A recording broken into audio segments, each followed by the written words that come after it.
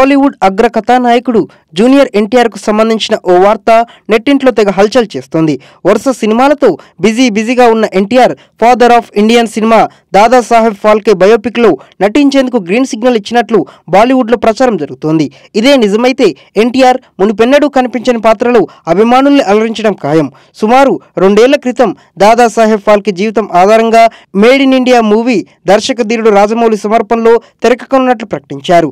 ఈ మూవీని రాజమౌళి తనయుడు కార్తికేయ మరియు వరుణ్ గుప్తా సంయుక్తంగా నిర్మిస్తారని వెల్లడించారు.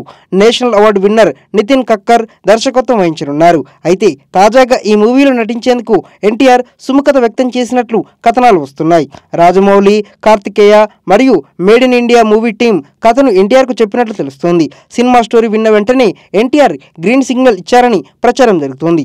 ఈ నేపథ్యంలో ఈ ప్రాజెక్ట్ ఒక్కసారిగా ఇండస్ట్రీలో హాట్ టాపిక్గా మారింది. అయితే అధికారిక ప్రకటన మాత్రం రావాల్సి ఉంది. ఒకవేళ మూవీలో ఎన్టీఆర్ నటించడం ఖాయమైతే మేడ్ ఇన్ ఇండియా సినిమాలో ఎన్టీఆర్ దాదాసాహెబ్ ఫాల్కే పాత్రలో కనిపిస్తారు.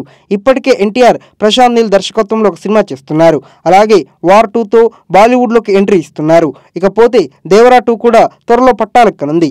కాగా 1913లో రాజా హరిశ్చంద్ర సినిమాను దాదాసాహెబ్ ఫాల్కే తెరకెక్కించారు. ఇదే భారతీయ తొలి సినిమా. తన జీవితంలో 95 ఫీచర్ సినిమాలు నిర్మించిన దాదాసాహెబ్ ఫాల్కే